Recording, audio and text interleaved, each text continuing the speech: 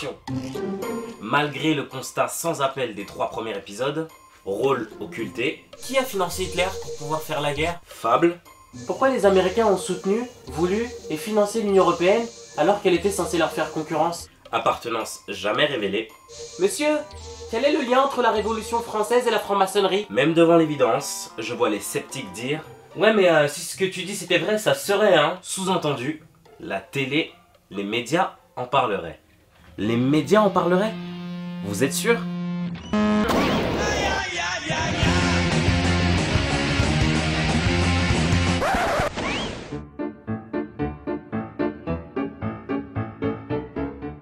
Une question s'impose. Y a-t-il un mot d'ordre dans les médias dominants? Dispose-t-il de cercles où ces mots d'ordre sont décidés? Par exemple à l'image de la franc-maçonnerie. Des cercles où ils se réunissent pour débattre de on ne sait quoi. Ben en fait, oui. Les membres du siècle!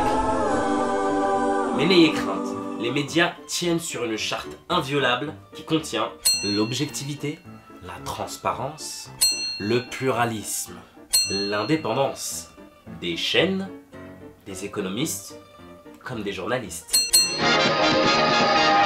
Love, exciting and new.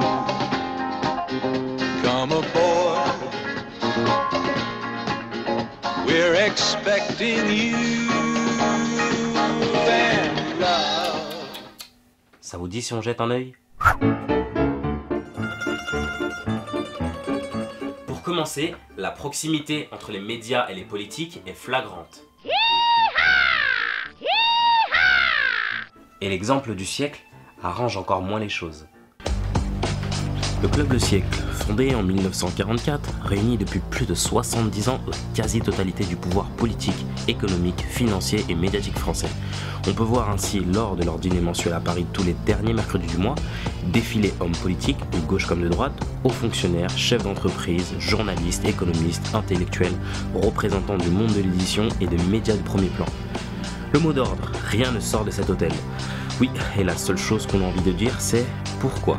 Sans doute que c'est une manière de développer leur sens de l'objectivité et leur esprit critique. Ensemble. Pourquoi il y a des journalistes, ils passent à la télé, ils présentent les informations Quand ils y participent, c'est à titre privé, mais après ils ne reparlent pas à l'antenne. C'est parce qu'ils ont des choses, ils ont des réflexions, ils ont des choses à dire. Ne pense pas que les médias font l'opinion. Pour finir, il y a les médias training, appelés dans le milieu journalistique faire un ménage, qui consiste à user de la notoriété d'un journaliste pour pouvoir vanter les mérites d'une entreprise. Oui, bonjour, je suis monsieur de l'entreprise. Oui, bonjour. J'organise un séminaire pour et je vous propose un ménage pour celui-ci. Et de quel type d'entreprise s'agit-il? Alors, il s'agit de la boisson. C'est vrai qu'on a eu quelques problèmes, mais il s'agit ici de redorer son image. Mais pose quelques problèmes de santé, n'est-ce pas? Écoutez, je vous propose 30 000 € pour ce service. Ah, dans ces conditions, si elle est vraiment bonne, c'est d'accord. C'est beau l'objectivité.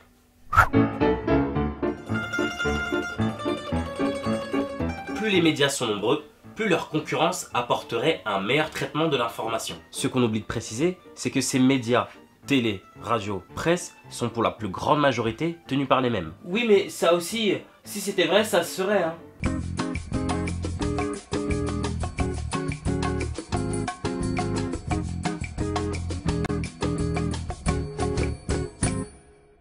Ainsi se construit le pluralisme de l'information. Au travers des parcours croisés d'une poignée de journalistes interchangeables qui sont chez eux partout. Et inutile de préciser où se retrouvent ces grands patrons. Oui, j'oubliais QQF. Monsieur, pourquoi les journalistes de la télé traînent toujours avec les grands patrons et les politiques?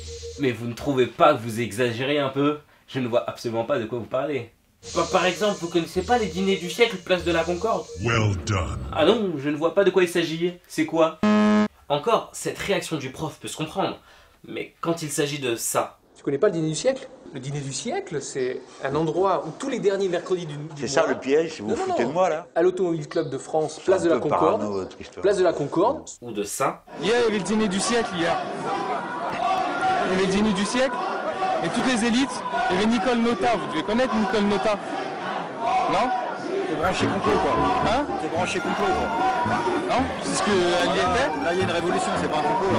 Il y a une révolution. Ouais. Et nous on est révolutionnaires.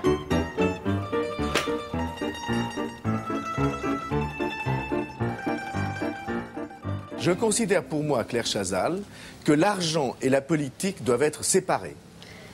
Je pense que l'un ne doit pas avoir barre sur l'autre, notamment lorsque ces puissances économiques détiennent de très grands médias. TF1 n'est pas le genre de chaîne à relayer une information qui compromet un tant soit peu l'image de son investisseur. Et ce, même si c'est une affaire concernant l'avenir du pays. L'ASN, l'autorité de sûreté nucléaire, a relevé des anomalies dans le ferraillage du béton. La banque JP Morgan détient elle aussi des parts du capital de TF1. Elle ne sera jamais désignée par la chaîne comme le cerveau du scandale Findus, comme responsable des derniers scandales bancaires du Vatican et ses retraits de carte bleue, ou comme responsable de la hausse de nos factures électriques.